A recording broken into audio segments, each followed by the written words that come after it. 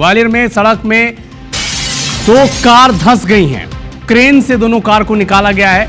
Video इसका सामने आ चुका है। दर्पण कॉलोनी का ये मामला है। देखिए सड़क किस तरह से ग्वालियर की धंस रही है, इसका अंदाजा आप लगाएं।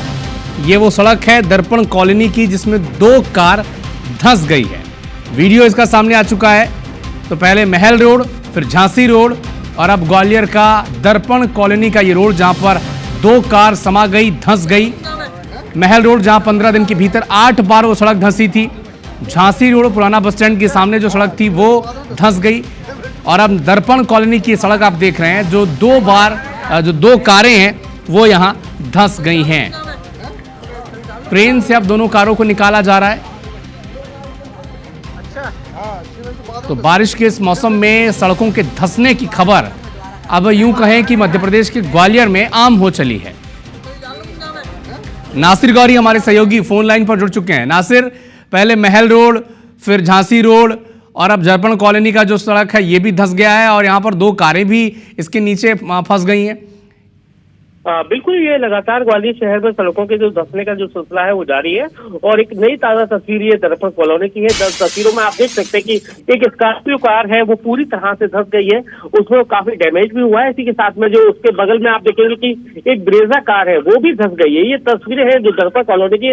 लेकिन सबसे पहले जो तस्वीरों की जो शुरुआत हुई थी सड़क धंसने की, तो वो पहले महल रोड की हुई, फिर उसके बाद नाका जंग बनी और अब दर्पण कॉलोनी की ये रोड है वो धंसी है।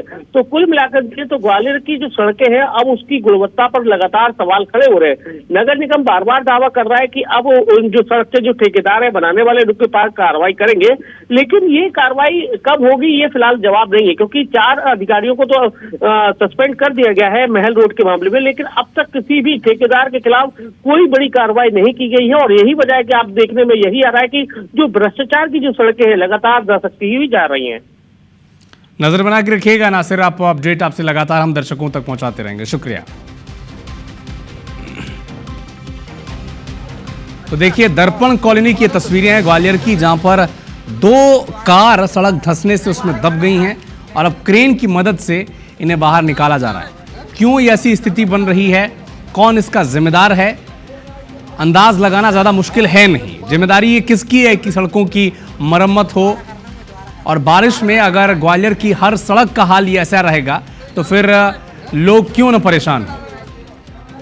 देश भर में सुर्खियां बनी थी ग्वालियर की महल रोड की तस्वीरें जो 15 दिन के भीतर 8 बार धंस गई थी।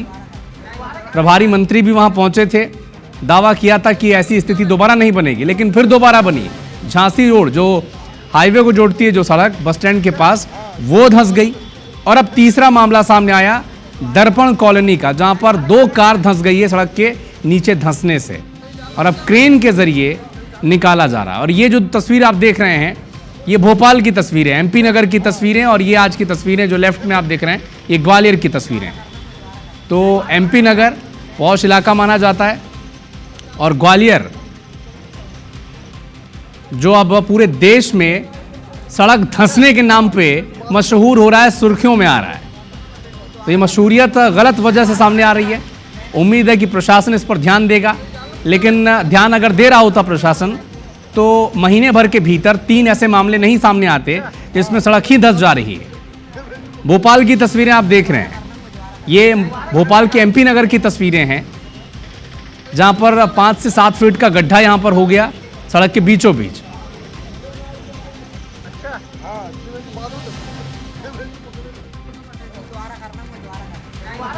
तो ग्वालियर टू भोपाल सड़कों का वही हाल। इसीलिए बार बार हम कह रहे हैं कि जिनकी जिम्मेदारी है वो कहां है और क्या केवल ये कहने से काम चल जाएगा कि ठीक कर लिया जाएगा, मरम्मत कर दी जाएगी और एक आध अधिकारी कर्मचारी को सस्पेंड कर देंगे, निलंबन की कार्रवाई हो जाएगी।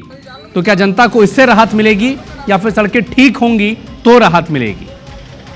प्रशासन ये समझने को तैयार नहीं है, केवल हवाई दावे किए जाते हैं और उनके दावों की पोल कैसे खुल रही है, सड़कों में जो होल हो रहे हैं इससे आप साफ समझ सकते हैं, देख सकते हैं।